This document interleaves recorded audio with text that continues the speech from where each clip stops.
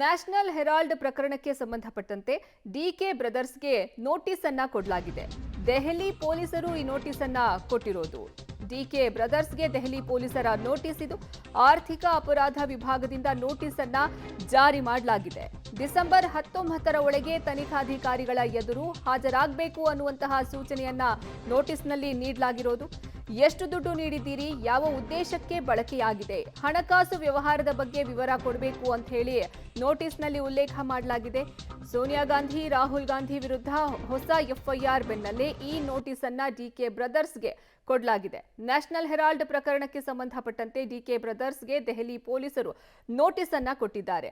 December 19ನೇ ತಾರೀಕಿನ ಒಳಗೆ ತನಿಖಾಧಿಕಾರಿಗಳ ಎದುರು ಹಾಜರಾಗಬೇಕು ಅನ್ನುವಂತಹ ಸೂಚನೆಯನ್ನ ನೀಡಲಾಗಿದೆ.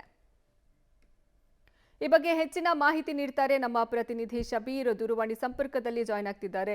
ಶಬೀರ್, ಈ ನೋಟಿಸ್ ಈ ಡಿಕೆ ಬ್ರದರ್ಸ್ಗೆ ಕೊಟ್ಟಿದ್ಯಾವಾಗ, ಇನ್ನ ಇವರು ವಿಚಾರಣೆಗೆ ಯಾವಾಗ ಹಾಜರಾಗೋರಿದ್ದಾರೆ?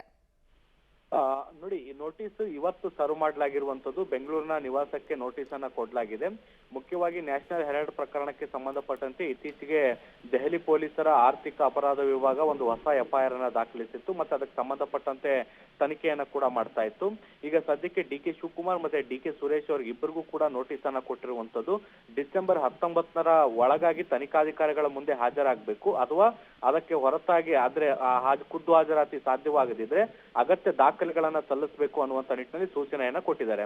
ಮುಖ್ಯವಾಗಿ ಯಂಗ್ ಇಂಡಿಯಾ ಸಂಸ್ಥೆ ಏನಿದೆ ಅದಕ್ಕೆ ಎಷ್ಟು ದುಡ್ಡನ್ನ ಕೊಟ್ಟಿದ್ದೀರಿ, ಯಾವ ಉದ್ದೇಶಕ್ಕಾಗಿ ಕೊಟ್ಟಿದ್ದೀರಿ, ಮತ್ತೆ ಎಷ್ಟು ದೊಡ್ಡ ಪ್ರಮಾಣದ ಹಣ ಆಗಿತ್ತು, ಮತ್ತೆ ಯಾವಾಗ ಈ ಹಣವನ್ನ ಕೊಟ್ಟಿದ್ರಿ ಅನ್ನುವಂಥದ್ರ ಬಗ್ಗೆ ಮಾಹಿತಿಯನ್ನ ಕೇಳಿರುವಂತದ್ದು. ಮತ್ತೆ ಈ ಹಣ ಯಾವುದಕ್ಕೆ ಬಳಕೆಯಾಗಿದೆ ಅನ್ನೋದ್ರ ಬಗ್ಗೆ ಮಾಹಿತಿ ಇದೆಯಾ ಅನ್ನುವಂಥದ್ರ ಬಗ್ಗೆ ಸ್ಪಷ್ಟನೆಯನ್ನ ಕೂಡ ಕೇಳಿದ್ದಾರೆ. ಸೊ ಈ ಎಲ್ಲಾ ಮಾಹಿತಿಗಳನ್ನ ಒಳಗೊಂಡ ಮಾಹಿತಿಯನ್ನ ದೆಹಲಿ ಪೊಲೀಸರಿಗೆ ತಲುಪಿಸ್ಬೇಕು ಅಥವಾ ಖುದ್ದು ಡಿಕೆ ಬ್ರದರ್ಸ್ ಹೋಗಿ ತನಿಖಾಧಿಕಾರಿಗಳ ಮುಂದೆ ಈ ಮಾಹಿತಿಯನ್ನ ಹಂಚ್ಕೊಳ್ಬೇಕಾಗತ್ತೆ. 19ರ ಒಳಗಾಗಿ ಈ ಒಂದು ಮಾಹಿತಿಯನ್ನ ಸಲ್ಲಿಸಬೇಕು ಅನ್ನುವಂತ ನಿಟ್ಟಿನಲ್ಲಿ ಈಗ ದೆಹಲಿ ಪೊಲೀಸರು ಸೂಚನೆಯನ್ನ ಕೊಟ್ಟಿದ್ದಾರೆ. ಧನ್ಯವಾದ ಶಬೀರ್, ನಿಮ್ಮೆಲ್ಲ ಮಾಹಿತಿಗಾಗಿ.